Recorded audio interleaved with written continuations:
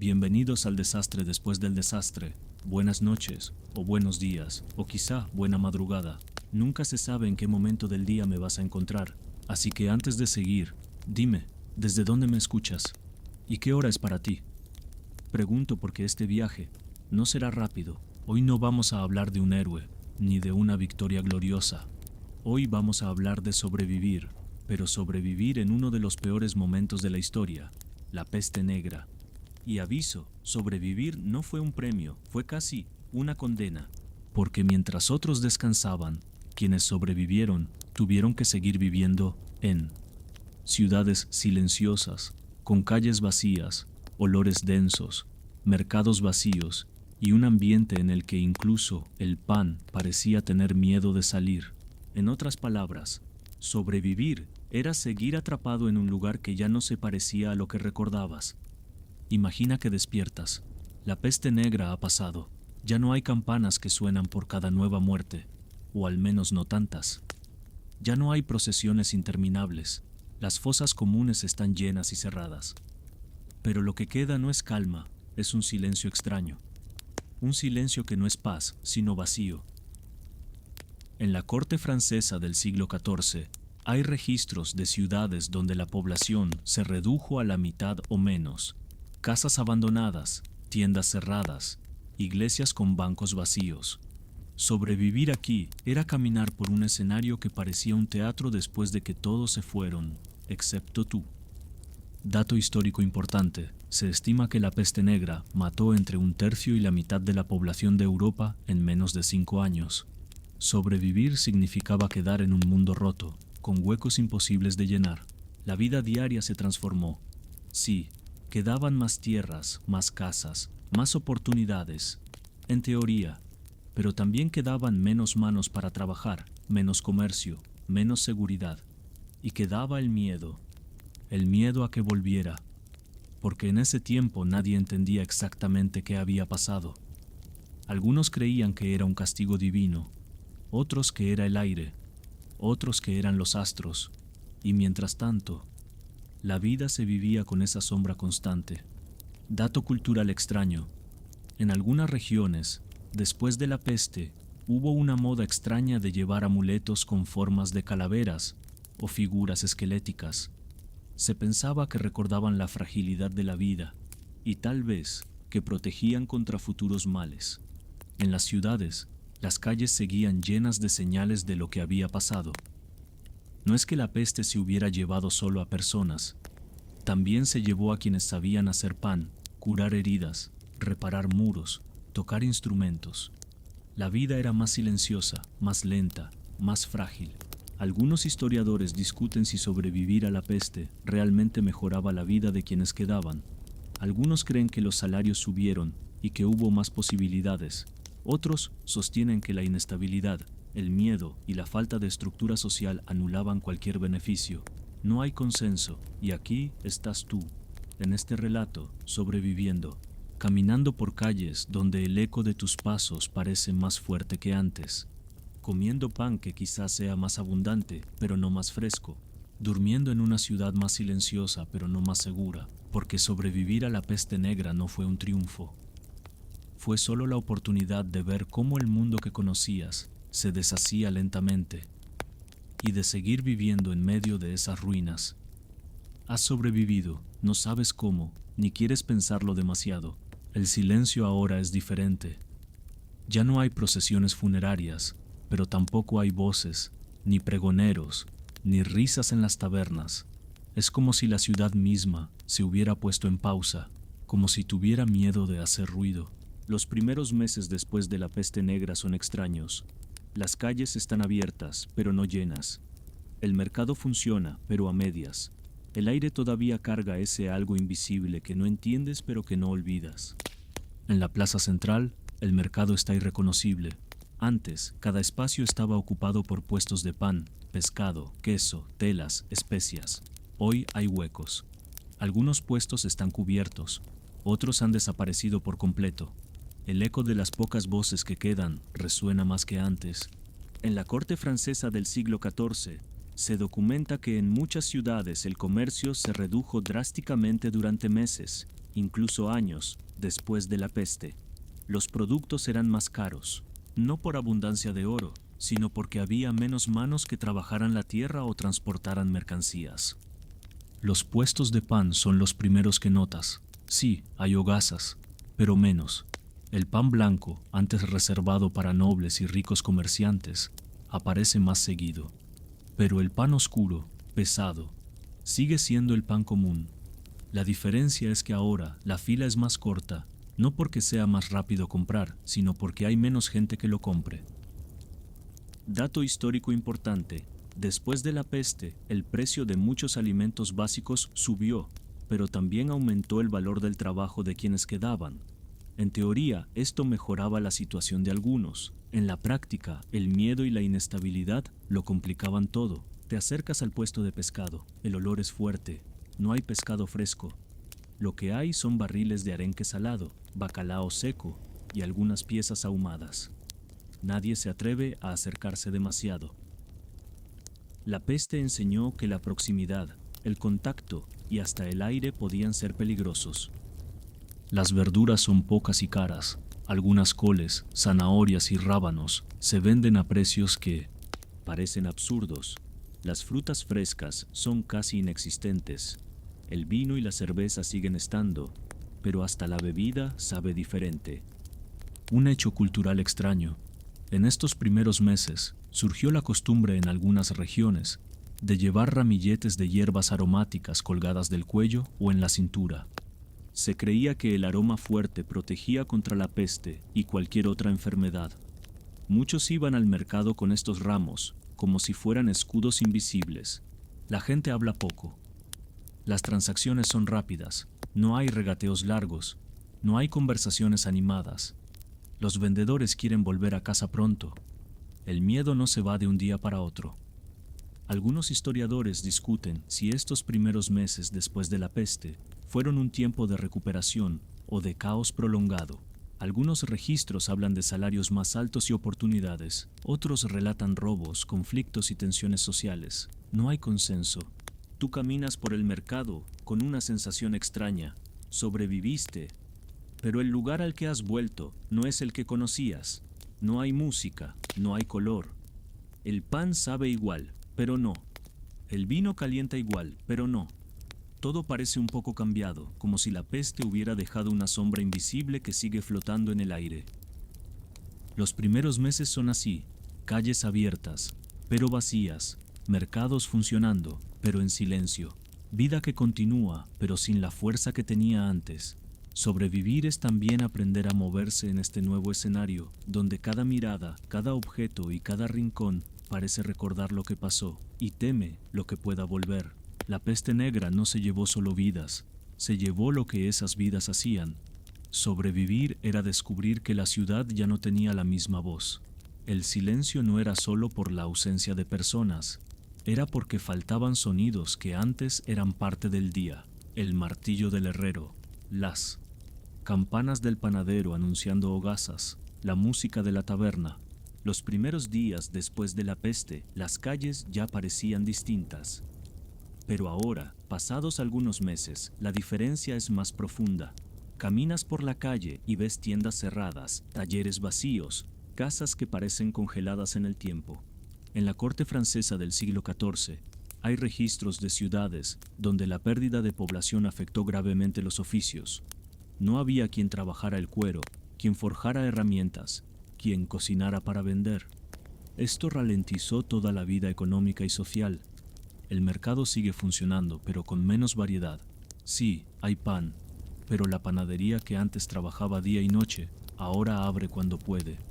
El panadero sobreviviente no tiene aprendices, y su ritmo es lento. El pan, aunque más valioso, no siempre está fresco. El herrero, si queda alguno, trabaja bajo demanda. No hay filas de espadas, herraduras o cerraduras listas. Si necesitas algo, esperas, y mientras tanto, te acostumbras a reparar lo viejo una y otra vez. Dato histórico importante: tras la peste, la escasez de mano de obra provocó que muchos oficios aumentaran su valor. Los gremios se vieron obligados a aceptar aprendices más rápido o a permitir que personas sin formación completa tomaran responsabilidades mayores. En la ciudad, la ausencia de médicos y boticarios también se nota. La medicina, que ya era limitada, se vuelve aún más escasa. Algunos improvisan tratamientos con hierbas, otros acuden a monjes o curanderos que ofrecen remedios simples. Un hecho cultural extraño. En algunas ciudades, surgieron oficios improvisados para cubrir la ausencia. Personas que antes eran comerciantes o campesinos se convertían en panaderos, zapateros o cerveceros sin tener la habilidad completa, simplemente porque había demanda y pocos que pudieran cubrirla. La calle principal tiene un silencio extraño. No hay martilleo constante, no hay gritos de vendedores anunciando su mercancía. Incluso las tabernas son distintas, sin músicos, sin platos variados, con vino o cerveza que sabe siempre igual. Algunos historiadores discuten si esta escasez de oficios mejoró la vida de los sobrevivientes. Algunos dicen que, con menos competencia, los salarios y beneficios aumentaron para quienes trabajaban. Otros creen que la falta de especialistas hacía la vida más complicada y menos segura. No hay consenso. Para ti, sobrevivir a la peste es descubrir que la ciudad que conocías se ha encogido. Hay más espacio en las calles, más casas vacías, pero también hay menos pan, menos herramientas, menos canciones. El ruido que queda es otro, el de un lugar que trata de seguir adelante con menos manos, menos voces, menos vida. Sobrevivir a la peste negra te coloca en una posición nueva y extraña. Ahora eres valioso, no por tu linaje ni por tu riqueza. Eres valioso porque puedes trabajar. Tus manos, tu espalda, tu conocimiento. Todo importa más que nunca. La ciudad necesita reconstruirse, el campo necesita sembrar, los talleres necesitan producir. Pero esta nueva importancia no viene con tranquilidad. La peste dejó cicatrices, y aunque ahora hay demanda de trabajadores, también hay temor. Nadie sabe si la enfermedad volverá. Nadie sabe si un simple contacto en el mercado o en un taller podría encender otra tragedia. En la corte francesa del siglo XIV, la escasez de mano de obra hizo que muchas ciudades comenzaran a competir por atraer trabajadores. Los salarios subieron en algunos lugares. Los gremios, que antes eran estrictos y lentos en aceptar aprendices, empezaron a abrir sus puertas a personas con menos formación. Dato histórico importante: en Inglaterra, tras la peste, la corona emitió el Estatuto de los Trabajadores en 1351, una ley que buscaba limitar los salarios a los niveles anteriores a la peste, porque los empleadores se quejaban de que los trabajadores pedían más dinero. Esto demuestra que la tensión laboral creció junto con la necesidad. En la ciudad, esto se siente en cada taller. El herrero que quedó ahora cobra más caro. El panadero puede cerrar temprano si quiere. El carpintero decide sus encargos. Pero el aumento de valor también trae problemas. Los que pagan salarios tratan de controlarlos, y los que trabajan deben moverse con cuidado. Un hecho cultural extraño. En algunas ciudades, personas que habían sido aprendices antes de la peste se convirtieron en maestros sin completar todos los años de formación. Esto hizo que la calidad de ciertos oficios variara mucho y que surgieran técnicas improvisadas. Trabajar en este nuevo mundo también significa adaptarse al miedo. Los mercados vuelven a llenarse poco a poco, pero la gente evita el contacto cercano. En los talleres, los clientes hablan a distancia. Algunos trabajadores llevan ramilletes de hierbas o piezas de tela empapadas en vinagre como protección simbólica. Algunos historiadores discuten si esta época fue realmente una mejora para los trabajadores. Algunos sostienen que sí. Hubo salarios más altos, más oportunidades, más movilidad social. Otros creen que la inestabilidad, la desconfianza y la amenaza constante de nuevos brotes anulaban esas ventajas. No hay consenso. El trabajo, en cualquier caso, se vuelve una mezcla de oportunidad y riesgo. Los gremios siguen ajustando sus reglas, los patrones siguen intentando pagar menos, y los trabajadores siguen viviendo con la sensación de que lo que la peste no les quitó en salud podría quitárselo en cualquier momento en forma de deuda, hambre o nueva epidemia. Sobrevivir a la peste negra significa ahora trabajar más, ganar más, y dormir menos tranquilo. Sobrevivir a la peste negra no solo cambió el trabajo, también transformó la forma en que la gente vivía, y no siempre para mejor. Las casas que antes estaban llenas ahora parecen demasiado grandes o demasiado vacías. Algunas se ocupan con nuevos inquilinos, vecinos, parientes, lejanos, desconocidos que heredan por casualidad. Otras permanecen cerradas, como si aún guardaran el eco de lo que pasó. Caminar por una calle ahora es diferente. Ya no hay el bullicio que conocías. Algunas puertas están abiertas, pero la mayoría permanecen cerradas, incluso de día. Las ventanas tienen paños colgando, no como decoración, sino como protección, telas empapadas en vinagre o hierbas, porque se cree que el olor fuerte detiene enfermedades. Dato histórico importante: en varias ciudades italianas y francesas, tras la peste, se hicieron intentos para limpiar calles y mejorar el manejo de basura. Esto no siempre funcionó, pero marcó uno de los primeros esfuerzos documentados hacia una higiene urbana más organizada. La limpieza de la casa también cambió. Sobrevivir dejó a todos con la sensación de que el peligro estaba en todas partes, incluso en el aire. Así que el vinagre se volvió un aliado, no tanto para limpiar como para tranquilizar. Paños húmedos con vinagre pasaban por mesas, marcos de puertas, incluso por la ropa. El olor era fuerte, penetrante, y parecía impregnarlo todo. Un hecho cultural extraño. Algunas familias colgaban ramas de enebro o bolsas de hierbas aromáticas sobre las camas, no solo por el aroma, sino porque se pensaba que creaban un muro invisible contra las enfermedades. Las calles, aunque más silenciosas, no están vacías. Hay mercados a medias, niños jugando sin tanto ruido, vendedores que ofrecen menos variedad. El sonido más constante es el de pasos rápidos. Nadie quiere estar mucho tiempo fuera. Algunos historiadores discuten si la higiene realmente mejoró después de la peste, o si estos hábitos eran más simbólicos que efectivos. Algunos creen que la limpieza con vinagre y hierbas ayudaba. Otros piensan que eran rituales tranquilizadores, sin impacto real en la salud. No hay consenso. Dentro de las casas, la vida también se adapta. Las comidas son más simples, las reuniones más pequeñas, la música y las celebraciones se sienten apagadas. El recuerdo de la peste todavía está presente, y cada tos o fiebre despierta miradas preocupadas. Sobrevivir a la peste negra significa vivir en casas donde el aire parece cargado, en calles donde cada puerta cerrada es un recordatorio de lo que se perdió, y en una rutina que mezcla trabajo, cuidado y una vigilancia silenciosa contra algo que todos temen que vuelva. La peste negra no solo cambió el paisaje físico de las ciudades, también dejó una huella profunda en la fe de quienes sobrevivieron. Para muchos, la peste fue un castigo divino, para otros fue una prueba, y para algunos fue una señal de que la iglesia que conocían no tenía todas las respuestas.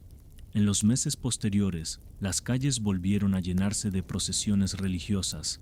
Ya no eran solo para pedir el fin de la peste, ahora eran para agradecer haber sobrevivido, para implorar protección contra un posible regreso. En la corte francesa del siglo XIV hay registros de procesiones enormes que recorrían ciudades enteras, con banderas, estandartes y reliquias sagradas llevadas en alto. Estas procesiones reunían a los pocos que quedaban, caminando juntos en silencio o en canto. Dato histórico importante: tras la peste negra, aparecieron grupos como los flagelantes, personas que recorrían pueblos y ciudades, azotándose públicamente como acto de penitencia, creyendo que así limpiaban sus pecados y los del mundo. Dentro de las iglesias, el ambiente era solemne. Las misas se llenaban, pero también se percibía un aire de duda. La peste había golpeado sin distinción, ricos, pobres, devotos y menos devotos. Algunos veían esto como una confirmación de que nadie estaba a salvo, un hecho cultural extraño.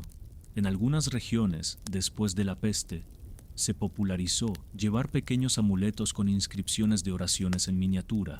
Estos amuletos, cosidos dentro de la ropa, se creían capaces de proteger contra futuras enfermedades. Las creencias también cambiaron fuera de la iglesia.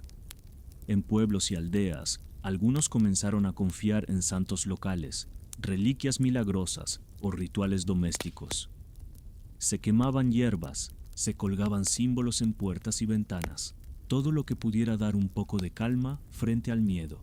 Algunos historiadores discuten si la peste fortaleció o debilitó la autoridad de la Iglesia. Algunos sostienen que, a pesar de las pérdidas, la gente buscó más a la religión como refugio. Otros argumentan que la incapacidad de prevenir la peste hizo que muchos dudaran de su poder. No hay consenso. Sobrevivir a la peste negra para muchos significaba también sobrevivir a una crisis de fe. La religión estaba más presente que nunca, pero también más cuestionada. Los sobrevivientes se aferraban a procesiones, oraciones y amuletos, mientras el recuerdo de la peste seguía vivo en cada campana que sonaba y en cada sombra que pasaba por la calle.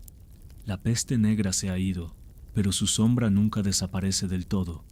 Sobrevivir no significa sentirse seguro, significa vivir con la sensación de que el peligro todavía está allí, en algún lugar, esperando. En las calles, la vida parece retomar un ritmo, pero un ritmo distinto. Las celebraciones son más pequeñas, los mercados están abiertos, pero la gente evita las aglomeraciones. En las casas, la conversación regresa, pero siempre hay un momento en que alguien recuerda. ¿Y si vuelve? En la corte francesa del siglo XIV hay registros de rebrotes de peste en décadas posteriores. Aunque ninguno alcanzó la magnitud de la primera ola, cada regreso reavivaba el miedo, recordando que la seguridad era frágil. Dato histórico importante, entre 1350 y 1400, Europa experimentó múltiples rebrotes de peste en distintas regiones. Estas olas periódicas hicieron que la población viviera en un estado constante de alerta. El miedo afecta todo, la economía se mueve con cautela. Algunos comerciantes no invierten en grandes cargamentos por temor a interrupciones. Los artesanos producen menos porque no saben si el mercado se mantendrá estable. Incluso las bodas y fiestas religiosas se organizan con prudencia, nada que implique demasiada gente en un mismo espacio. En la vida diaria, este miedo genera costumbres nuevas. La limpieza de las casas se mantiene obsesiva. Los ramos de hierbas aromáticas siguen colgando en ventanas y puertas. Algunos todavía llevan máscaras o cubren la nariz con telas empapadas en vinagre en lugares concurridos. Un hecho cultural extraño. En algunas ciudades se instauraron ceremonias anuales llamadas procesiones de protección, donde reliquias y objetos sagrados recorrían las calles para recordar a la peste que no era bienvenida. Las ciudades empiezan a notar otro efecto. El miedo condiciona la manera en que la gente interactúa. Hay más distancia social. Los saludos se vuelven más formales, menos físicos. Las conversaciones largas en la calle son menos comunes. Las reuniones familiares son más breves. Algunos historiadores discuten si este miedo constante era exagerado o estaba justificado. Algunos creen que la población vivía en un estado de alarma innecesario. Otros sostienen que, dadas las condiciones sanitarias y la falta de conocimiento médico, el temor era completamente razonable. No hay consenso. Para ti, sobrevivir a la peste negra no significa que el peligro haya pasado. Significa aprender a vivir con una alerta silenciosa, con un oído siempre atento al rumor de una campana, con un ojo siempre vigilando los síntomas de cualquier tos o fiebre. La peste puede no estar aquí ahora, pero en tu mente nunca se ha ido. Sobrevivir a la peste negra no solo cambió la forma en que trabajabas, rezabas o caminabas por las calles, también transformó la manera en que te relacionabas con las personas a tu alrededor. Las amistades de antes, en muchos casos, ya no estaban, y no solo por la pérdida. La peste había traído consigo una lección amarga. El contacto cercano podía ser peligroso. Así que, incluso con quienes quedaban, la confianza era diferente. En la corte francesa del siglo XIV hay registros que muestran cómo, tras la peste, las redes de apoyo cambiaron. Las familias reducidas se fusionaban, los vecinos compartían casas vacías, y los matrimonios se aceleraban por motivos prácticos más que románticos. Dato histórico importante.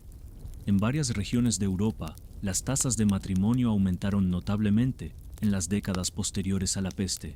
Con tantas propiedades y oficios vacantes, las uniones servían no solo para compañía, sino también para asegurar bienes y estabilidad económica.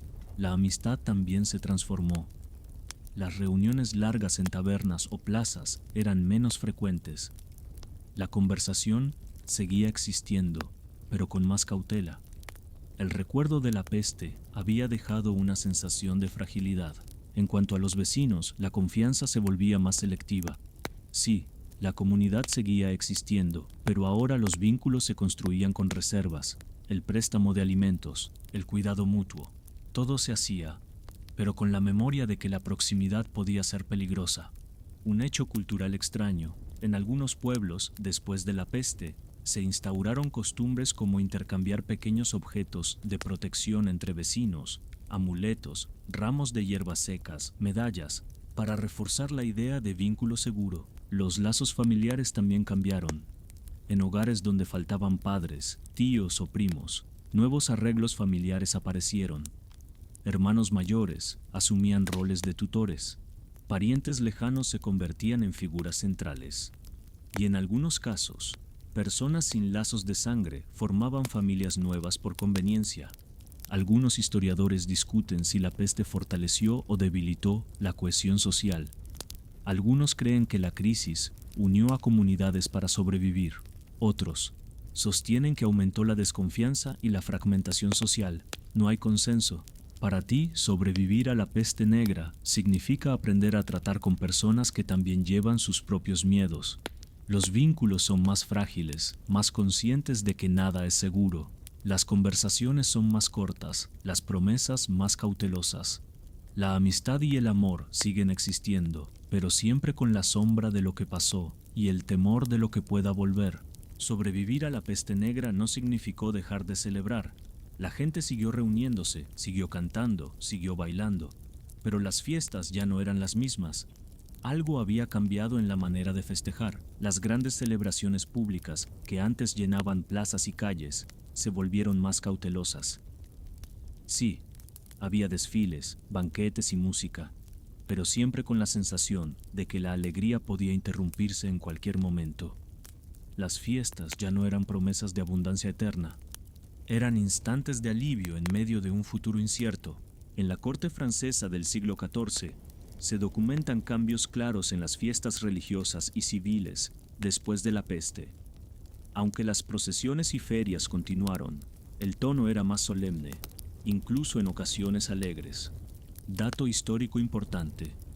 En algunas ciudades italianas, después de la peste, las fiestas de carnaval se convirtieron en una mezcla de celebración y recordatorio de la fragilidad de la vida, incorporando disfraces y máscaras con calaveras y figuras macabras.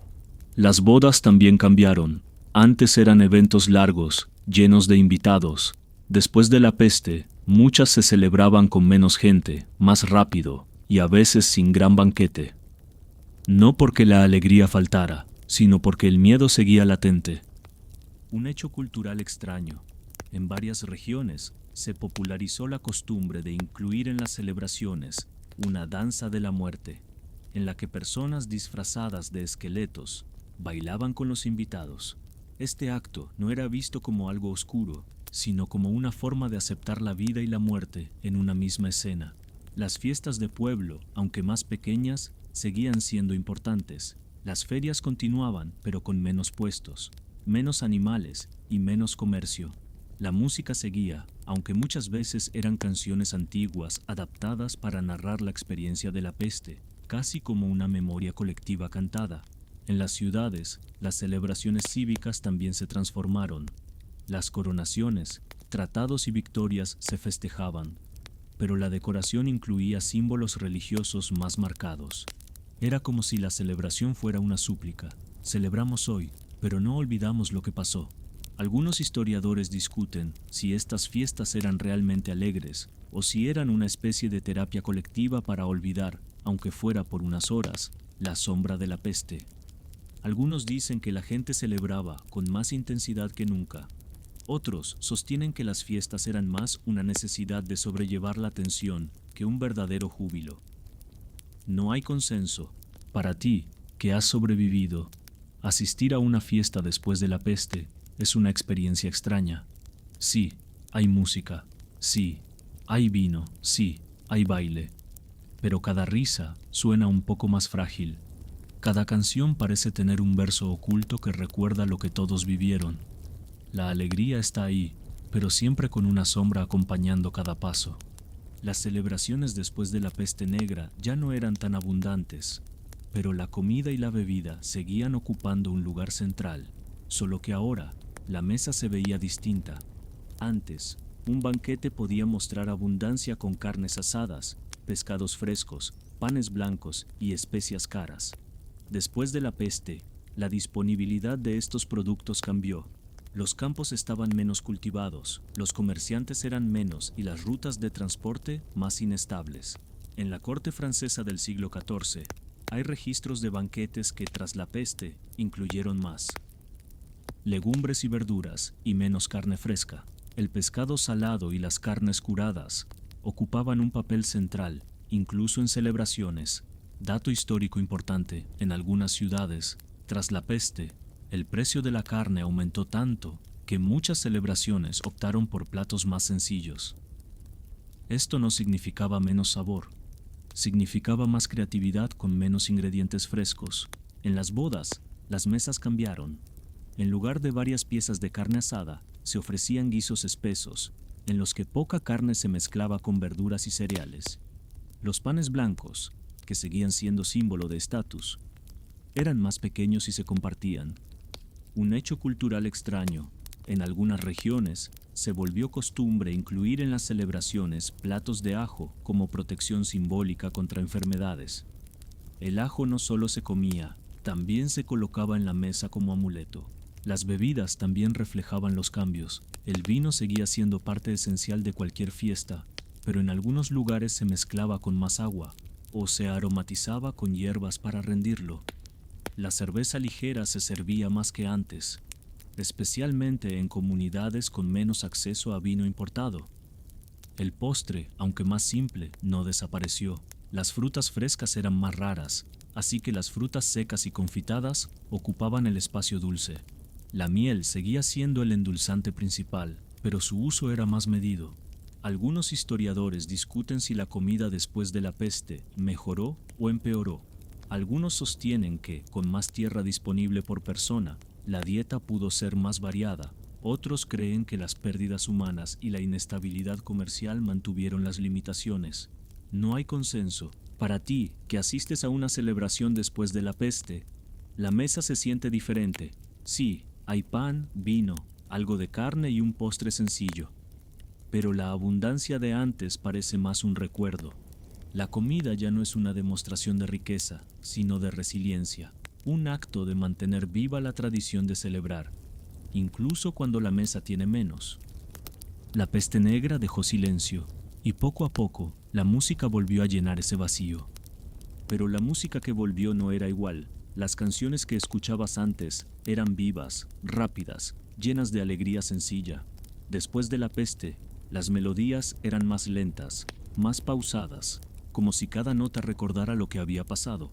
En plazas y mercados, los músicos reaparecieron, pero eran menos.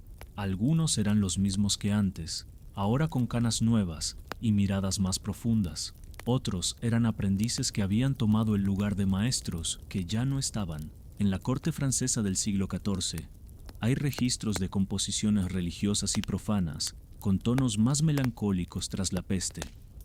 Incluso canciones alegres tenían letras que recordaban la fragilidad de la vida. Dato histórico importante. En este periodo, la música comenzó a reflejar más el paso del tiempo y la mortalidad, especialmente en obras religiosas. Algunas de estas composiciones siguen conservándose como ejemplos de cómo el arte absorbió la experiencia colectiva de la peste. Las celebraciones ya no contrataban grandes grupos de músicos.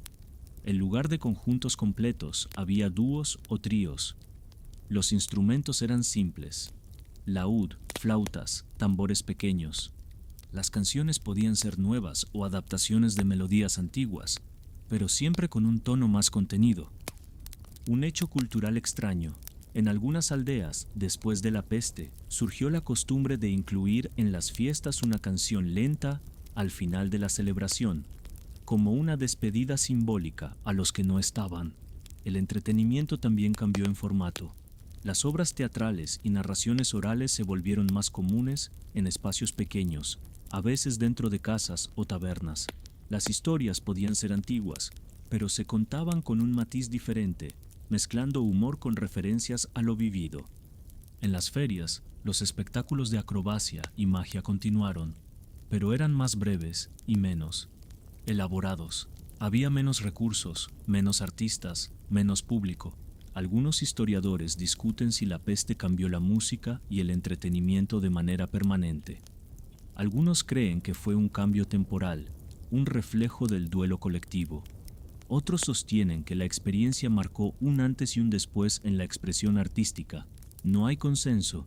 Para ti, asistir a una celebración después de la peste significa escuchar música que suena más suave, ver espectáculos más íntimos y sentir que el entretenimiento ya no es solo diversión, sino también un recordatorio de que, incluso después de la tragedia, la vida continúa, aunque al compás de un ritmo distinto. Sobrevivir a la peste negra también significó cambiar la forma de vestirse. La ropa ya no era solo una cuestión de estatus o gusto, también era una declaración silenciosa de prudencia, protección y memoria. En las calles, la primera diferencia era evidente. Los colores. Antes de la peste, la moda urbana podía incluir tonos vivos, bordados llamativos, telas brillantes. Después, la paleta se volvió más apagada. Marrones, grises, negros y tonos terrosos predominaban.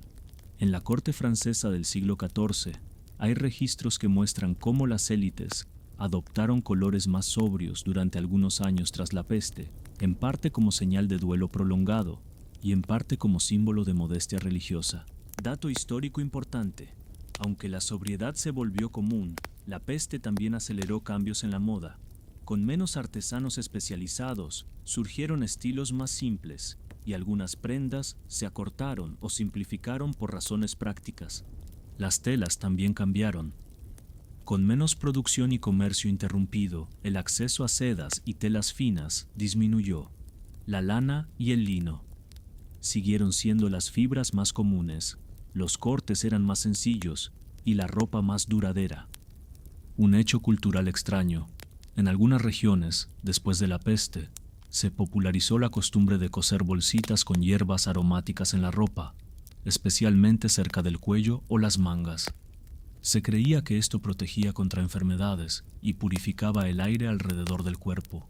En la élite, la moda retomó su carácter ostentoso un poco más rápido. Aunque el duelo seguía presente, pronto los nobles comenzaron a usar nuevamente telas más elaboradas y adornos, pero con nuevos símbolos, cruces bordadas, imágenes de santos, frases religiosas discretas. En la población común, la ropa era más funcional, menos adornos, menos capas. La prioridad era la durabilidad.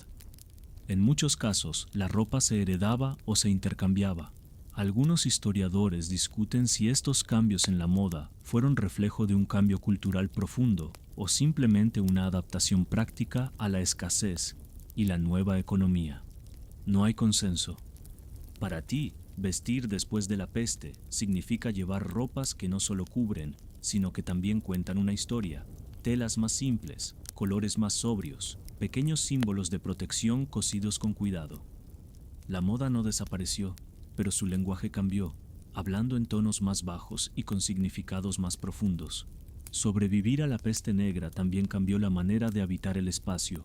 Las ciudades, pueblos y aldeas quedaron llenos de casas vacías.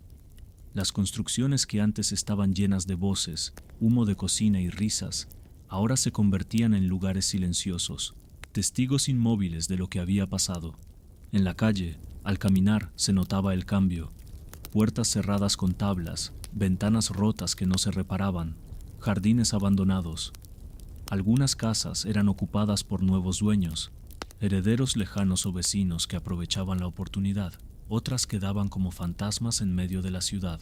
En la corte francesa del siglo XIV hay registros de redistribución de propiedades después de la peste. Casas de comerciantes y artesanos pasaban a manos de personas que antes no habrían tenido acceso a ellas, cambiando la composición de barrios enteros. Dato histórico importante: la falta de mano de obra afectó la construcción. Muchas obras quedaron inconclusas y las reparaciones se hacían con materiales más simples. La piedra tallada fue sustituida en muchos casos por madera o por trabajos menos elaborados. El interior de las casas también cambió. Menos personas significaba menos muebles, menos objetos. Las habitaciones podían quedar vacías o ser reutilizadas para almacenamiento. Algunas familias juntaban todos sus espacios habitables en una sola sala para mantener el calor y reducir el trabajo de limpieza. Un hecho cultural extraño. En muchas regiones, tras la peste, se empezó a pintar o tallar símbolos protectores en las puertas y ventanas. Cruces, círculos, palabras sagradas o dibujos de santos se colocaban como defensa invisible contra cualquier mal que pudiera regresar. Las calles también se transformaron. Con menos tráfico, algunas vías quedaron deterioradas.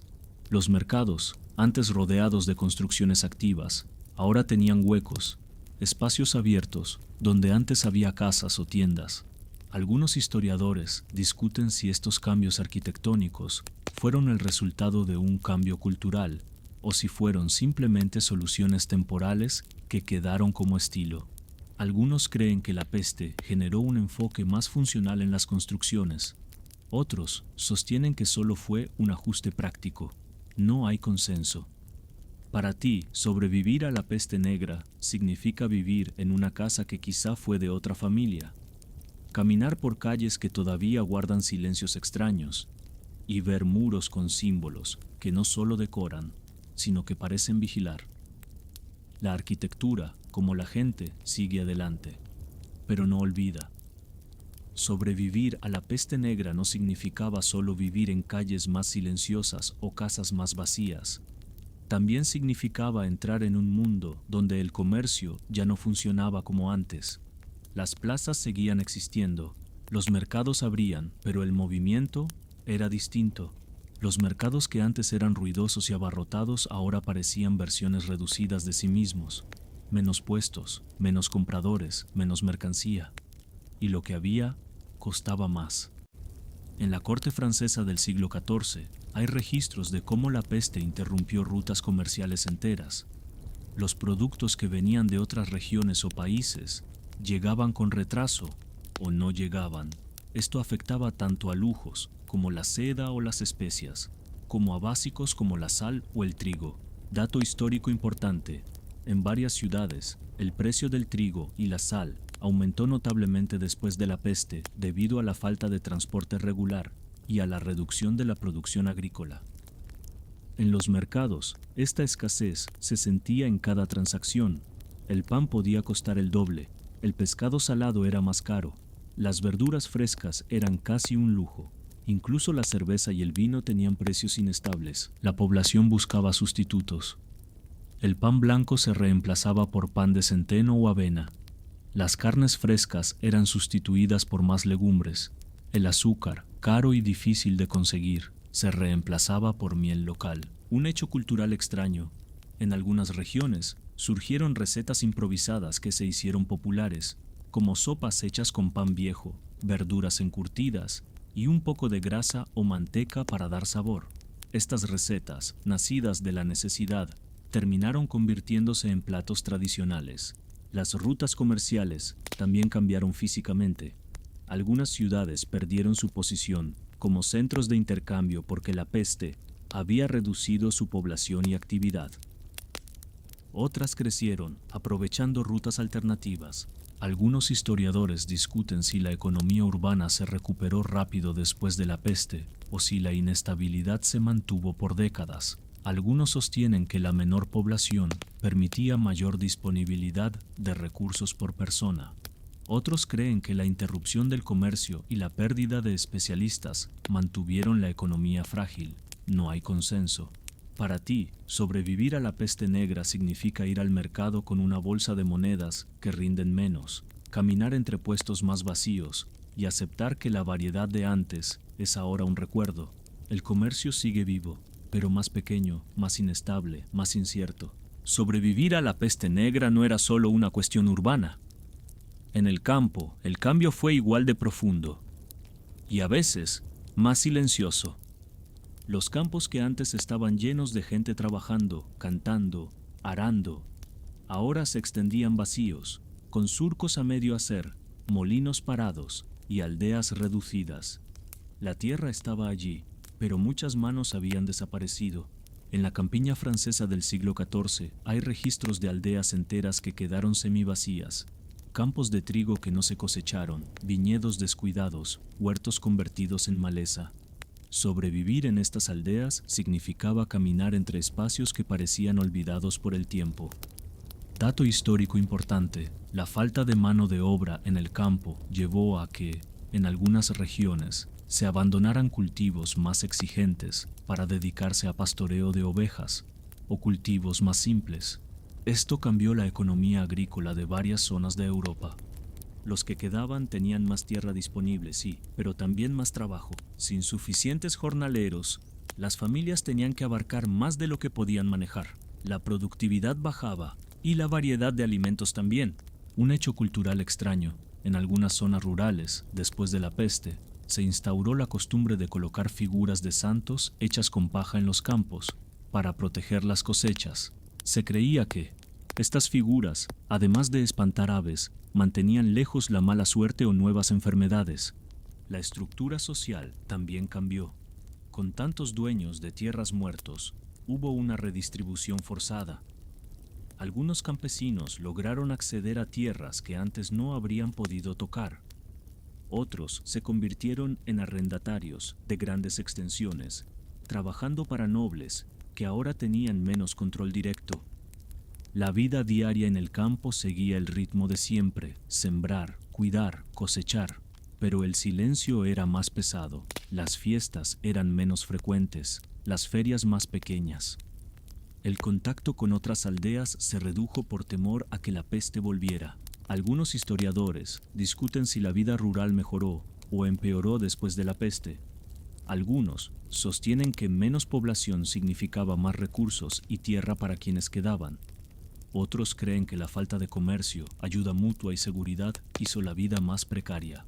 No hay consenso. Para ti, sobrevivir en el campo después de la peste significa caminar por campos más amplios, pero más vacíos. La tierra está ahí, esperando, pero con menos manos para trabajarla y con la sensación constante de que cualquier cambio puede volver a poner todo en riesgo. La peste negra también pasó por los muros altos de los monasterios. Los claustros, que antes resonaban con cantos, oraciones y pasos regulares, quedaron más silenciosos que nunca. Muchos monjes y monjas habían muerto cuidando enfermos o atendiendo comunidades. Los que quedaban tenían que reorganizarlo todo. En la corte francesa del siglo XIV hay registros de monasterios que quedaron con la mitad o menos de su población original.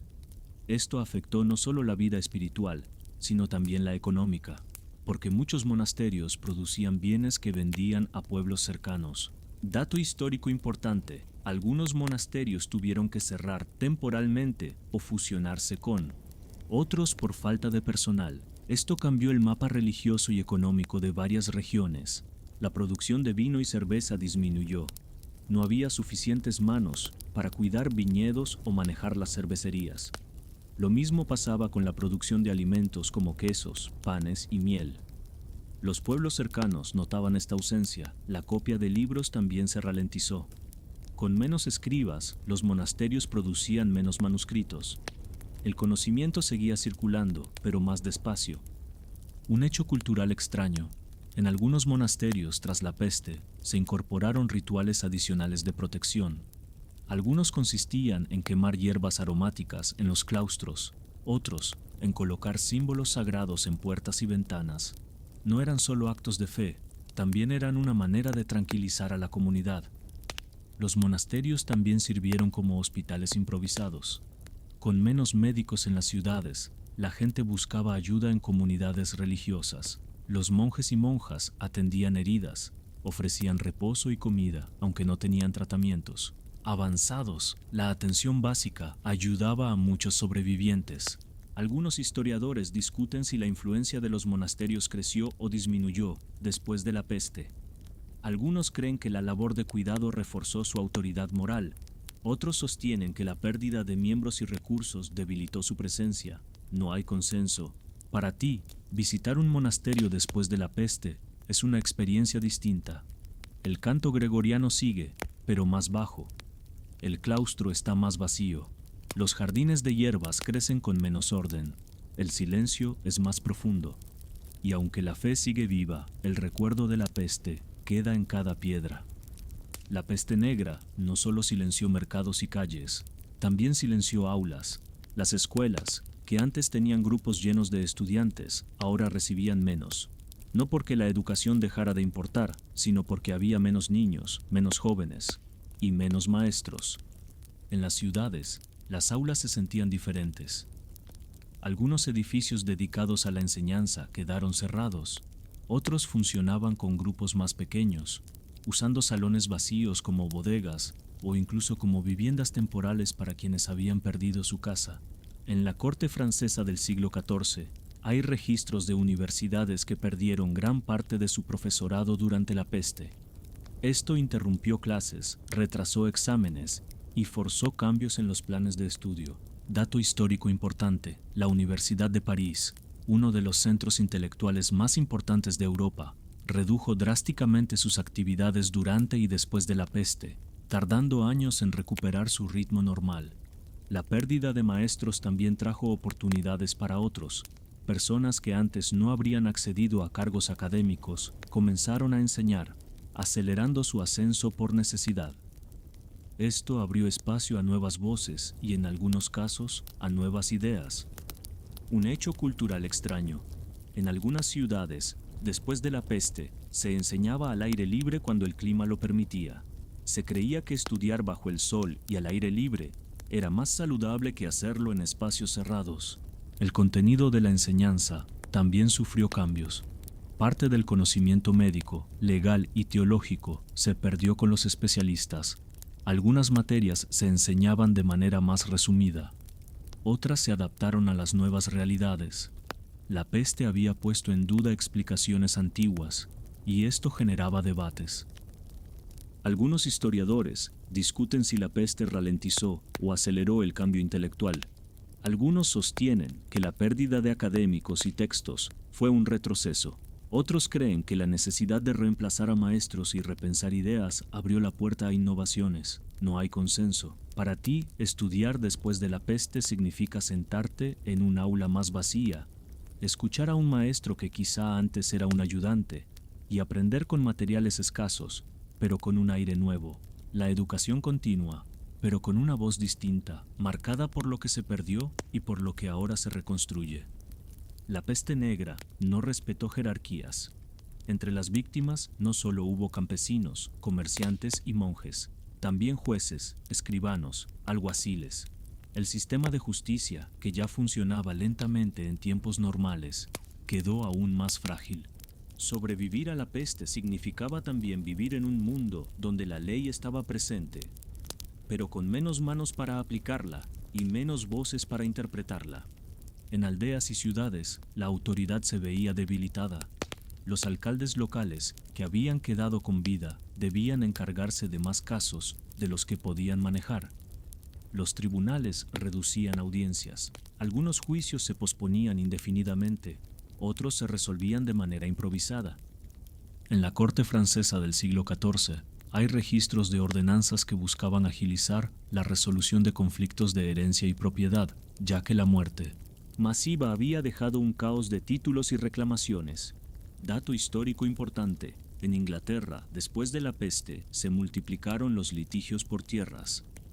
La falta de herederos directos llevó a que propiedades cambiaran de manos, a menudo por decisiones rápidas o acuerdos poco claros.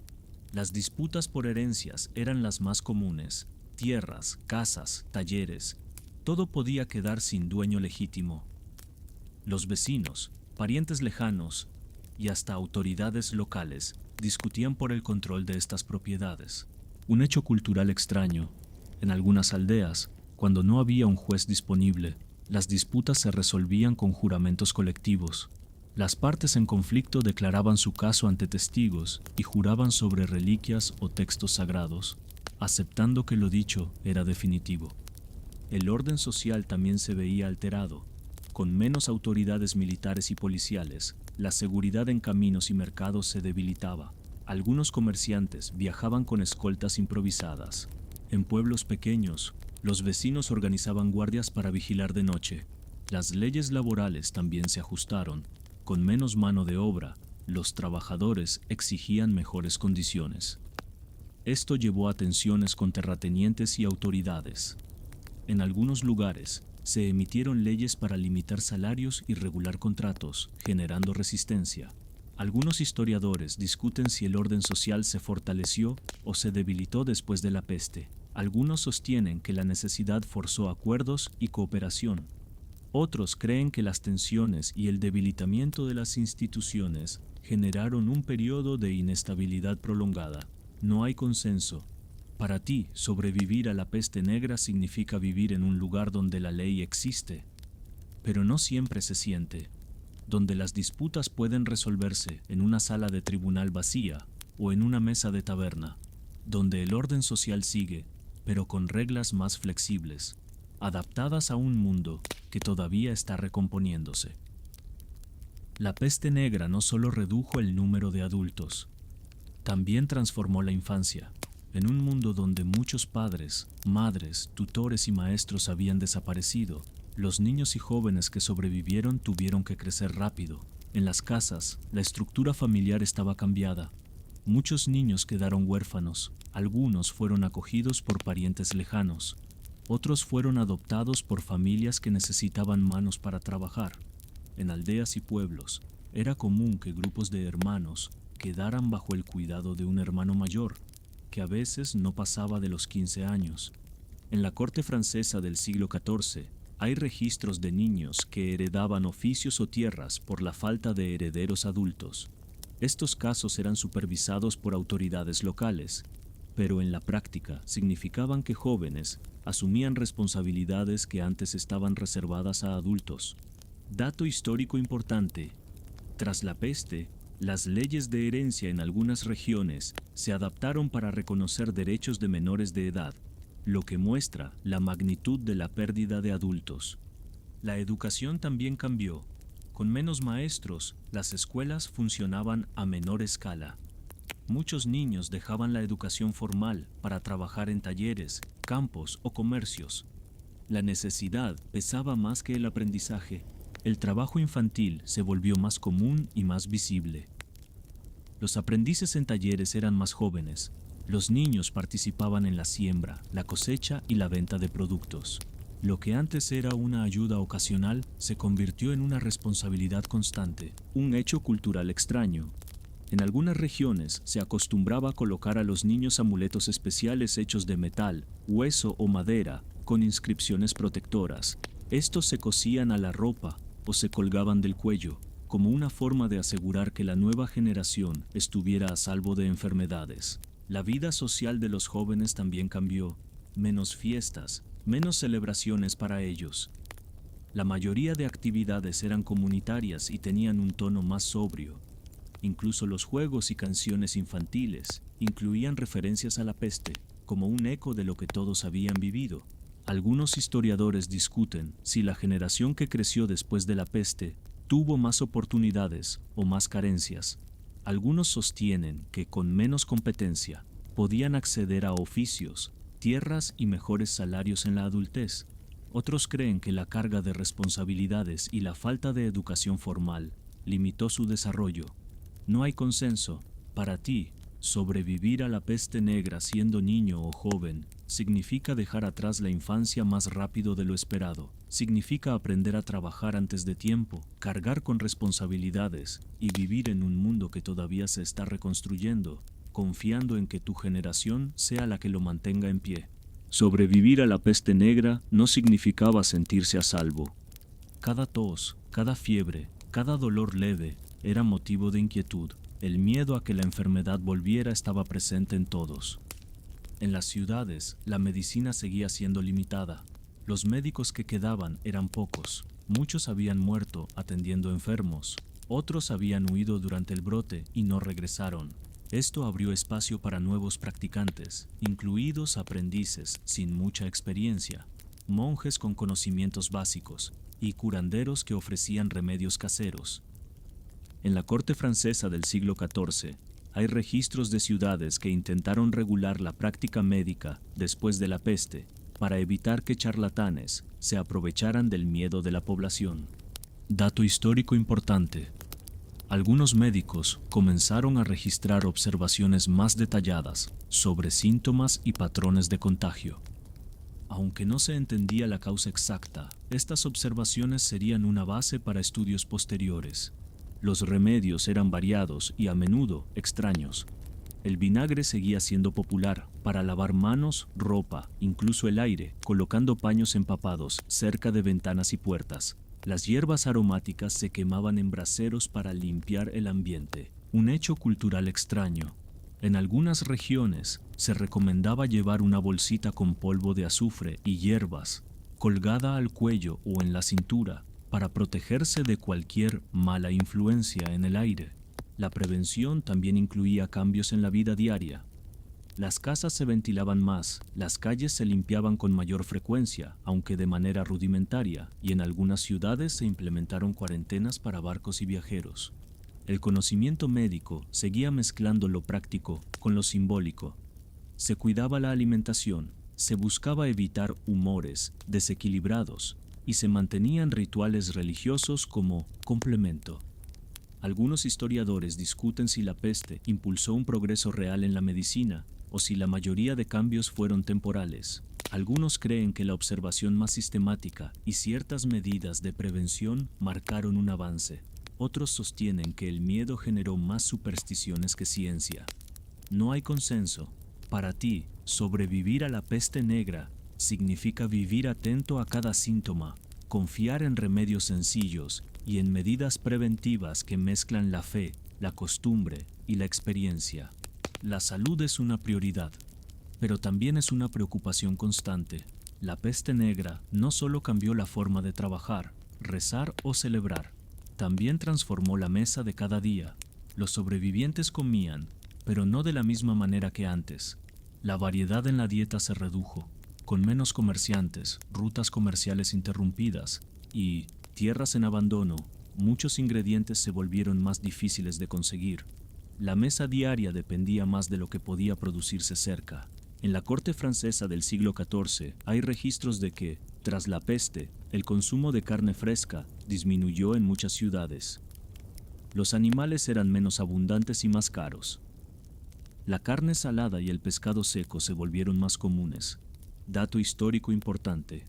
En algunas regiones, el consumo de pan aumentó significativamente después de la peste, ya que era uno de los alimentos más fáciles de producir y conservar, aunque su calidad variaba según la disponibilidad de granos. En las casas, el pan era la base. Pan de trigo para los más acomodados, pan de centeno o avena para la mayoría. Las sopas y guisos ganaron protagonismo, mezclas de pan viejo, verduras disponibles, legumbres y, cuando había suerte, algo de carne o grasa para dar sabor. Las verduras frescas eran estacionales. Coles, cebollas y nabos eran comunes. Las frutas, cuando aparecían, se consumían rápido o se conservaban secas. La miel reemplazaba al azúcar en la mayoría de preparaciones.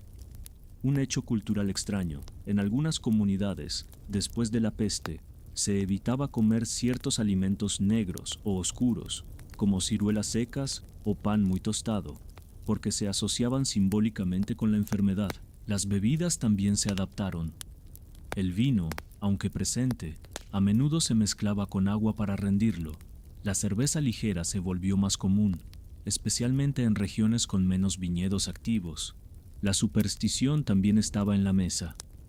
Se creía que algunos alimentos calentaban el cuerpo y lo protegían, mientras que otros enfriaban y podían debilitarlo. Esto influía en la elección de ingredientes según la temporada.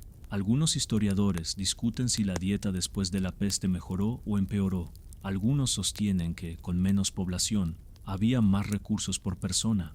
Otros creen que la falta de variedad y la inestabilidad económica afectaron negativamente la nutrición. No hay consenso. Para ti, sobrevivir a la peste negra significa comer platos más simples, repetitivos y prácticos. La mesa está más silenciosa, no por falta de comida, sino porque la abundancia y la despreocupación de antes quedaron atrás. Comer es necesario, pero también es un acto que recuerda que todo sigue siendo frágil. Sobrevivir a la peste negra no solo cambió la vida en ciudades y campos, también transformó el movimiento de mercancías entre regiones y reinos. El comercio internacional siguió, pero nunca volvió a ser igual. En los puertos, la primera diferencia era visible: vigilancia. Las embarcaciones que llegaban no podían atracar de inmediato. Había un temor profundo a que la peste volviera en la bodega de un barco, en las ropas de un marinero o en un cargamento de especias. En la corte francesa del siglo XIV hay registros de ciudades portuarias como Marsella, Venecia y Génova que comenzaron a establecer periodos de espera para barcos que venían de regiones con brotes recientes. Dato histórico importante: Venecia fue una de las primeras ciudades en establecer la cuarentena oficial en 1377. Los barcos debían permanecer 40 días, 40 giorni, en una zona aislada antes de que se permitiera desembarcar a tripulación y carga. En los muelles, esto se traducía en actividad contenida. Los mercaderes esperaban con paciencia, observando desde tierra mientras las velas se mantenían a distancia. Los barcos podían estar cargados de especias, telas, vino, trigo o sal. Pero hasta que no pasara el tiempo estipulado, nadie tocaba nada. Un hecho cultural extraño: en algunos puertos se quemaban hierbas aromáticas y resinas alrededor de los muelles para purificar el aire y proteger la ciudad de cualquier contagio que pudiera llegar con los barcos. Las rutas comerciales también cambiaron. Algunos puertos perdieron importancia por miedo a que fueran focos de contagio. Otros crecieron, aprovechando rutas más seguras o mejor controladas. Las mercancías también se diversificaron. Menos artículos de lujo en ciertos momentos y más productos básicos como granos, sal y madera. Los mercaderes se adaptaron. Algunos comenzaron a usar intermediarios en puertos secundarios para evitar largas cuarentenas en ciudades principales. Otros redujeron sus cargamentos para minimizar pérdidas si eran retenidos. Algunos historiadores discuten si estas medidas ayudaron realmente a frenar nuevos brotes o si solo retrasaban lo inevitable. Algunos sostienen que la cuarentena fue efectiva para prevenir la entrada inmediata de enfermedades. Otros creen que su impacto fue más económico que sanitario. No hay consenso. Para ti, sobrevivir a la peste negra y ver un puerto después es presenciar un lugar donde el movimiento sigue, pero con cautela. Las velas blancas en el horizonte ya no anuncian solo riqueza, sino también una pregunta silenciosa: ¿traerán algo más que mercancías? La peste negra dejó ciudades con calles más silenciosas y campos con campos más vacíos, pero también dejó caminos llenos de movimiento. Las personas que sobrevivieron comenzaron a desplazarse, buscando un lugar donde la vida pudiera ser más segura o más prometedora. En aldeas, era común ver casas abandonadas. Algunas quedaban así por años, hasta que alguien decidía ocuparlas. Otras eran tomadas por vecinos o forasteros que veían una oportunidad. Los pueblos que perdieron demasiada gente a veces quedaban casi desiertos.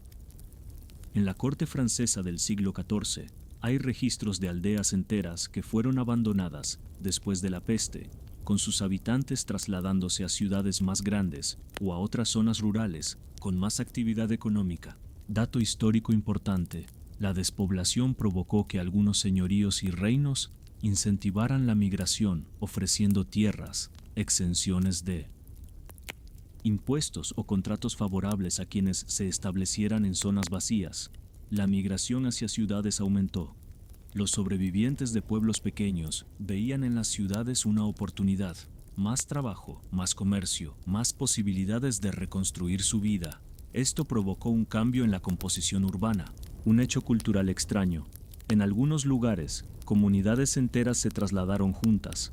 manteniendo sus costumbres, dialectos y celebraciones en un nuevo asentamiento, como si transportaran su pueblo entero a otro sitio. Los caminos se llenaron de viajeros, campesinos con sus pocas pertenencias, artesanos buscando un taller, viudas buscando seguridad, jóvenes buscando aprender un oficio. Cada viaje tenía su propia razón, pero todos compartían el mismo paisaje de tierras más vacías y ciudades que cambiaban de rostro. Este movimiento no siempre era bien recibido. En algunas ciudades, la llegada de nuevos habitantes generaba tensiones, competencia por trabajos, aumento de precios de vivienda, cambios culturales. Algunos historiadores discuten si esta migración fortaleció la estructura social al revitalizar ciudades y pueblos, o si la debilitó al generar tensiones y desigualdades. No hay consenso. Para ti, sobrevivir a la peste negra significa también aceptar que tu mundo se ha vuelto más móvil. Tal vez tu aldea ya no existe tal como la conocías. Tal vez tu futuro está en una ciudad que nunca habías visitado. Los caminos son largos, pero están llenos de historias nuevas y de la esperanza silenciosa de que el destino sea más estable que el pasado reciente. La peste negra dejó espacios vacíos en ciudades y pueblos, pero también creó ciudades que empezaron a cambiar su rostro gracias a quienes llegaban desde otros lugares. El movimiento de personas no fue pequeño. Aldeas enteras desaparecían, campesinos se convertían en artesanos, jóvenes buscaban aprender un oficio en talleres lejanos. Todo este flujo se concentraba en ciudades que parecían absorber la energía dispersa del campo. En la corte francesa del siglo XIV hay registros de ciudades como Lyon, París o Marsella, que recibieron un crecimiento repentino de habitantes provenientes de zonas rurales. Esto obligó a reorganizar barrios y crear espacios nuevos para alojar a los recién llegados. Dato histórico importante: en algunas ciudades, las autoridades ofrecieron facilidades a los migrantes, como exenciones temporales de impuestos o derecho a trabajar en ciertos oficios, para fomentar la recuperación económica. Los barrios nuevos surgían rápido. Algunas veces eran simples calles de casas improvisadas. Otras ocupaban espacios que antes habían quedado vacíos por la peste. La mezcla cultural era inevitable. Acentos, recetas, canciones y tradiciones de distintos pueblos comenzaban a convivir. Un hecho cultural extraño. En algunos barrios formados por migrantes, se celebraban fiestas que combinaban costumbres de distintas regiones, creando celebraciones únicas que no existían en ningún otro lugar.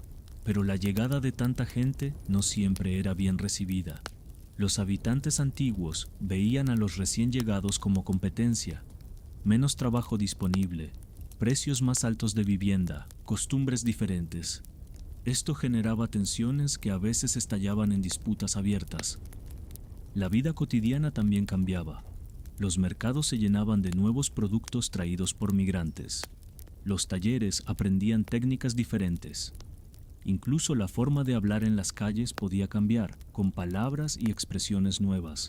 Algunos historiadores discuten si estas ciudades prosperaron gracias a la migración o si los problemas sociales pesaron más que los beneficios. Algunos sostienen que la diversidad impulsó la economía y la cultura.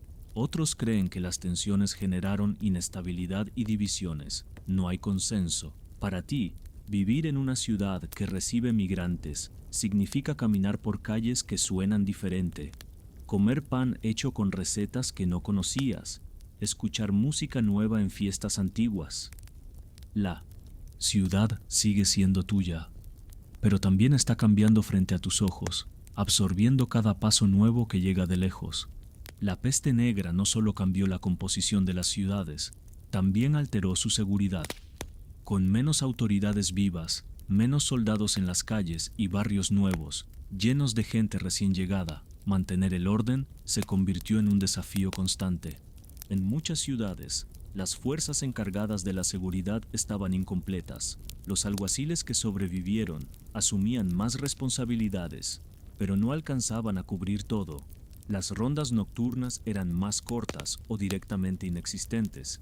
En la corte francesa del siglo XIV hay registros de ciudades que crearon guardias improvisadas, formadas por vecinos y comerciantes, para vigilar ciertas calles o proteger mercados en horarios clave. Dato histórico importante. En algunas ciudades italianas, las autoridades establecieron toques de queda parciales en barrios con más tensión social, intentando evitar disturbios y robos. Los barrios nuevos eran especialmente sensibles. La llegada de migrantes generaba tensiones y también más oportunidades para delitos menores. Con más movimiento y menos control, era más fácil que pequeños robos pasaran desapercibidos. Un hecho cultural extraño. En algunos vecindarios, los habitantes crearon señales secretas para alertar a los vecinos de problemas. Podían ser marcas en puertas, campanillas ocultas o incluso canciones cantadas de forma distinta para advertir de peligro.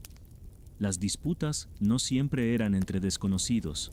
La presión económica, la competencia por trabajos y las diferencias culturales podían generar conflictos entre grupos. Esto obligaba a que la seguridad fuera también una tarea comunitaria. Algunos historiadores discuten si las ciudades eran más peligrosas después de la peste o si el miedo amplificaba la percepción del riesgo. Algunos creen que la inseguridad aumentó por la falta de orden formal. Otros sostienen que la cohesión vecinal compensó parcialmente la ausencia de autoridad. No hay consenso. Para ti, vivir en una ciudad después de la peste significa caminar por calles vigiladas más por ojos comunes que por uniformes oficiales. La seguridad es más frágil, pero también más cercana. Es el vecino que vigila la esquina, la tendera que sabe quién pasa cada día, y la campana que suena no solo para misa, sino para avisar de que algo se mueve en la noche. La peste negra no solo cambió las calles, las casas y los cementerios, también cambió la manera en que la gente miraba, y lo que quería ver reflejado en el arte. Antes de la peste, las obras religiosas y civiles estaban llenas de escenas celestiales, colores brillantes y triunfos. Después, la paleta se volvió más sobria y los temas más profundos. En las iglesias, los retablos seguían mostrando a santos y vírgenes, pero junto a ellos aparecían escenas que recordaban la fragilidad humana. El arte no se limitaba a exaltar la gloria divina, también hablaba de la fugacidad de la vida y de la inevitabilidad de la muerte. En la corte francesa del siglo XIV hay registros de encargos artísticos posteriores a la peste que incluían imágenes de juicios finales, procesiones de almas y escenas de muerte junto a oraciones protectoras. Dato histórico importante. Uno de los cambios más notables en el arte europeo después de la peste fue la popularidad de las danzas macabras, o danzas de la muerte, representaciones en las que esqueletos guiaban a personas de todas las clases sociales, recordando que la muerte alcanzaba a todos.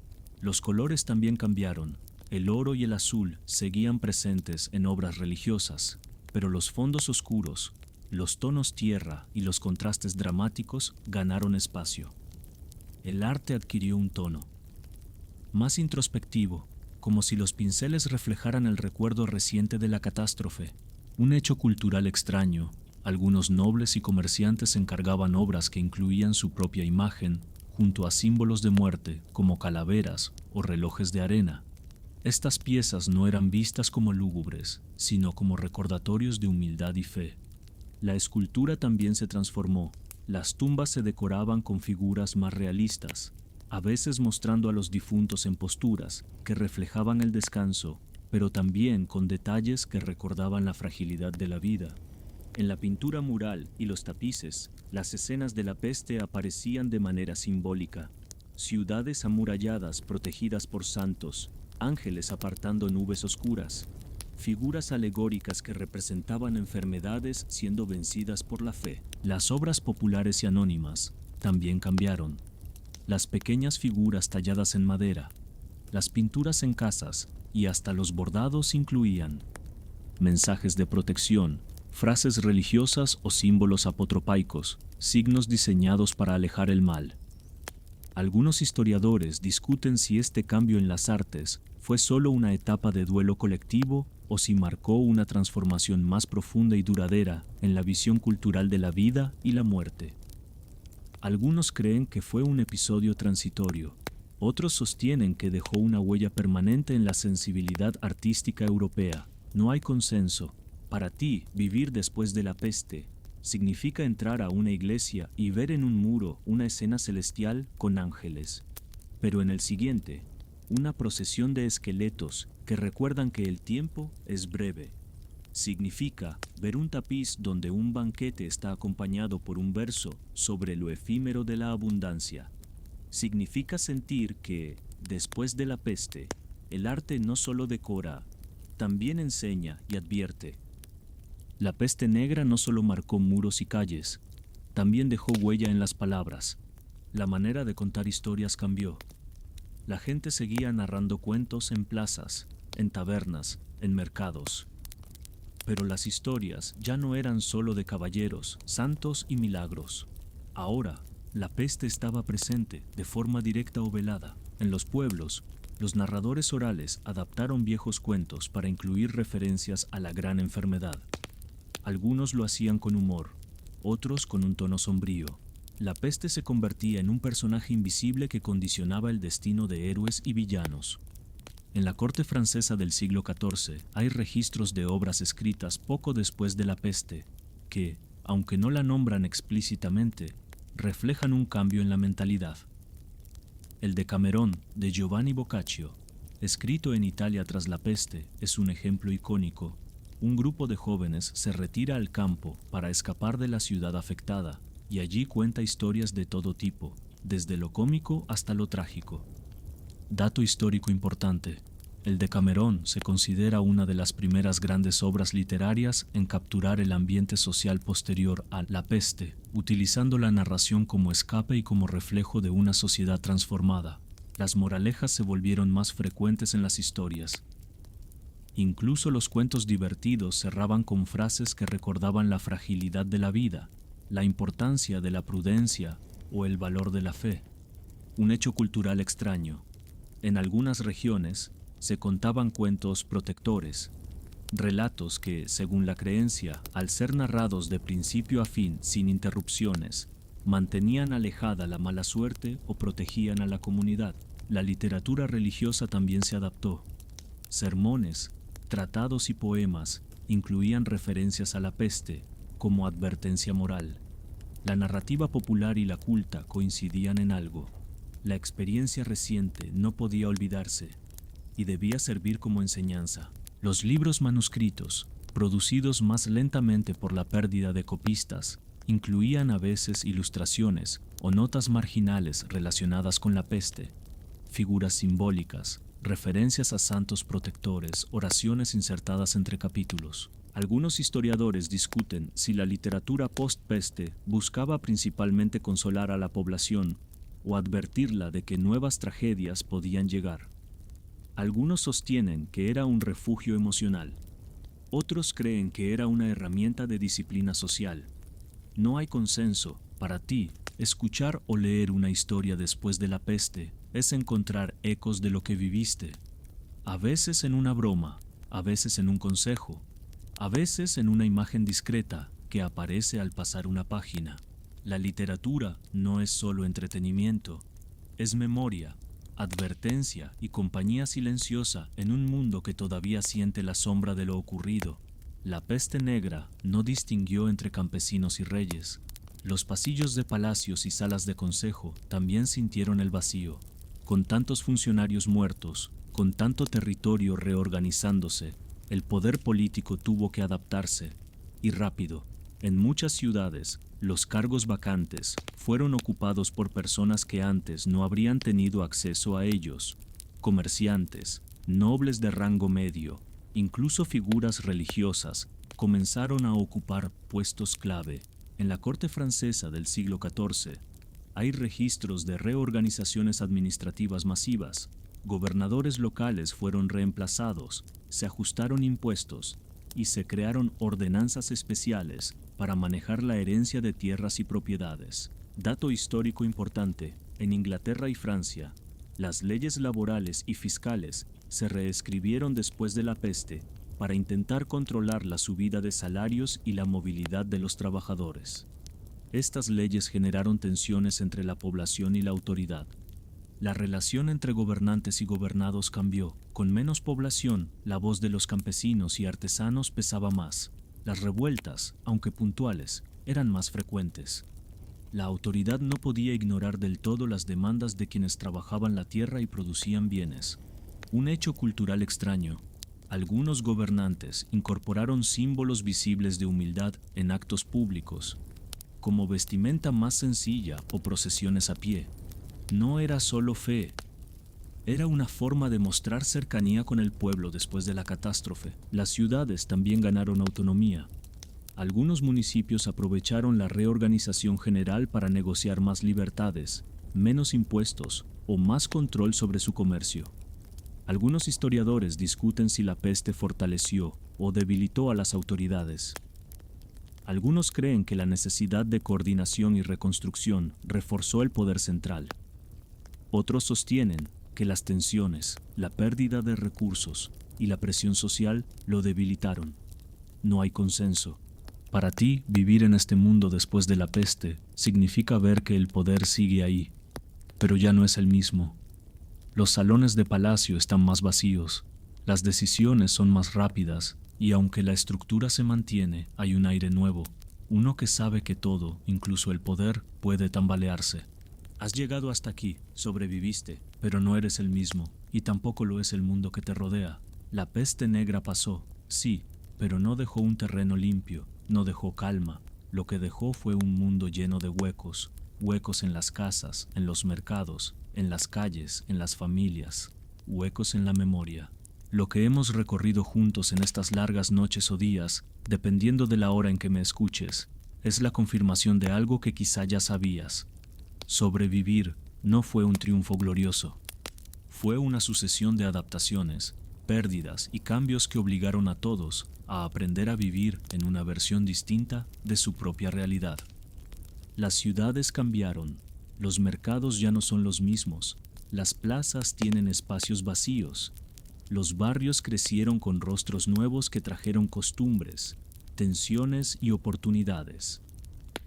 Los campos quedaron más silenciosos, con tierras que esperaban manos que ya no volverían. La vida cotidiana cambió. Las casas ahora llevan símbolos protectores en las puertas. Los ramos de hierbas cuelgan de ventanas, las cocinas huelen a guisos más simples. Las calles tienen menos ruido, más cautela, el arte cambió. Los muros de las iglesias muestran escenas más sombrías, los tapices hablan de muerte con naturalidad, las canciones mezclan alegría con advertencias. La literatura guarda la memoria de lo ocurrido, a veces disfrazada en cuentos, a veces escrita de manera directa. La política cambió, los salones de poder tuvieron que reorganizarse. Algunos líderes mostraron gestos de humildad, otros reforzaron su autoridad, pero todos entendieron que el poder, como la vida, podía quebrarse con facilidad. El orden social cambió, los niños crecieron más rápido, los jóvenes tomaron responsabilidades antes de tiempo, los gremios adaptaron sus reglas, las universidades buscaron nuevos maestros. Los monasterios mantuvieron sus rezos, pero con menos voces en coro, y sobre todo, la relación con la muerte cambió. Ya no es un concepto lejano, está en el arte, en las canciones, en las calles, en las oraciones, en las fiestas, siempre presente, como un recordatorio de lo que se perdió y de la fragilidad de lo que queda. En la corte francesa del siglo XIV hay registros de comunidades que, años después de la peste, seguían organizando misas anuales para recordar a los muertos. Y no eran solo actos de duelo, también eran momentos de reafirmar que la vida continuaba, aunque fuera diferente. Un hecho cultural extraño, en algunas aldeas, la peste se convirtió en un personaje dentro de historias contadas a niños, no para asustar, sino para enseñar prudencia y cuidado, como si fuera una vieja conocida con la que se había aprendido a convivir. Algunos historiadores aún discuten si la peste negra fortaleció o debilitó a las sociedades que la sobrevivieron. Algunos ven en sus consecuencias el inicio de cambios económicos, sociales y culturales que llevarían a nuevas etapas de desarrollo. Otros ven décadas de inestabilidad y miedo. No hay consenso, pero tú y yo sabemos algo que va más allá de los debates académicos. Sobrevivir significó seguir adelante en un mundo que nunca volvió a ser como antes. Y aquí, en esta historia, al llegar al final, la moraleja parece sencilla. No todas las victorias se sienten como tales. A veces, sobrevivir no es un triunfo que se celebra, es un peso que se carga día a día, adaptándose a un mundo que ya no es el mismo. La peste negra pasó, tú sigues aquí, y aunque el mundo cambió, la vida continúa, con mercados abiertos, canciones nuevas, casas habitadas, campos cultivados, y una memoria silenciosa que nunca desaparece. Así que, si estás escuchando esto en medio de la noche, quizás sea buen momento para cerrar los ojos, porque las ciudades que sobrevivieron a la peste aprendieron a dormir, aunque siempre con un oído atento al silencio. La peste negra terminó. Eso es lo que dicen los registros, eso es lo que cuentan los cronistas. Pero tú y yo sabemos que la peste nunca se fue del todo, no quedó en las calles, ni en las casas, ni en las bodegas de los barcos. Se quedó en otra parte, en la memoria de quienes sobrevivieron, porque sobrevivir no fue un aplauso, ni un banquete, ni una canción alegre en la plaza. Fue levantarse al día siguiente y encontrar un mundo que ya no reconocías. Las ciudades que conocías ahora tienen silencios nuevos, calles más anchas, no porque se hayan construido, sino porque hay menos pasos llenándolas. Mercados que todavía huelen a especias, pero con la mitad de los puestos. Iglesias que siguen llenas, pero con rezos más largos y miradas más pesadas.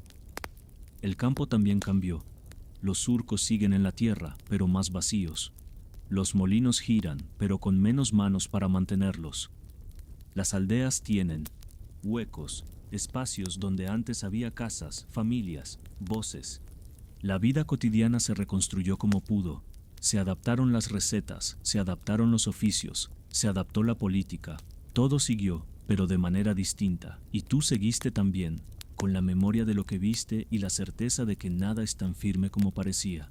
En la corte francesa del siglo XIV hay registros de celebraciones que, años después, todavía comenzaban con oraciones de agradecimiento por haber sobrevivido. Pero eran celebraciones distintas, porque ya nadie celebraba igual después de la peste. Un hecho cultural curioso: en algunas aldeas, la peste se volvió una especie de personaje en canciones y cuentos, como una vieja conocida con la que se había aprendido a convivir. No era un fantasma que se expulsaba, sino un recuerdo que se mantenía cerca, como advertencia. Algunos historiadores siguen discutiendo si sobrevivir a la peste fortaleció a las sociedades, o si las dejó marcadas para siempre. Unos dicen que de las ruinas surgieron nuevas oportunidades. Otros creen que lo que quedó fue una larga sombra que tardó generaciones en disiparse. No hay consenso, pero para ti, para mí, para cualquiera que imagine este escenario, la respuesta es otra. Sobrevivir no fue una victoria ruidosa, fue un acto silencioso, día a día, adaptándose. Fue un triunfo modesto, sin aplausos ni coronas, pero con la esperanza pequeña, aunque persistente, de que, algún día, el mundo volvería a sentirse estable. La moraleja es simple, aunque incómoda. No todas las batallas se ganan con espadas y banderas. Algunas victorias son seguir adelante, aunque duela, aunque falte, aunque todo sea distinto. Sobrevivir a veces no es brillar, es resistir. Así que ahora, si me escuchas en medio de la noche, quizás sea hora de soltar estas calles llenas de ecos, estas plazas vacías y estos muros con símbolos antiguos. El mundo que sobrevivió a la peste aprendió a dormir, aunque fuera con un ojo abierto. Gracias por acompañarme en este viaje, y que descanses. Sea la hora que sea para ti, que tus sueños sean tranquilos, sin campanas lejanas ni silencios pesados. Que mañana, al despertar, encuentres un mundo un poco más en calma que el que dejamos esta noche. Gracias por quedarte hasta aquí, por acompañarme en este largo viaje entre calles vacías, plazas silenciosas y ecos de campanas lejanas. Que descanses, si es que estás buscando sueño, y si es de día, que tu jornada sea tranquila, sin sobresaltos, como esas plazas que poco a poco volvieron a llenarse. Buenas noches, o buen día. Sea la hora que sea para ti, la historia puede descansar por hoy.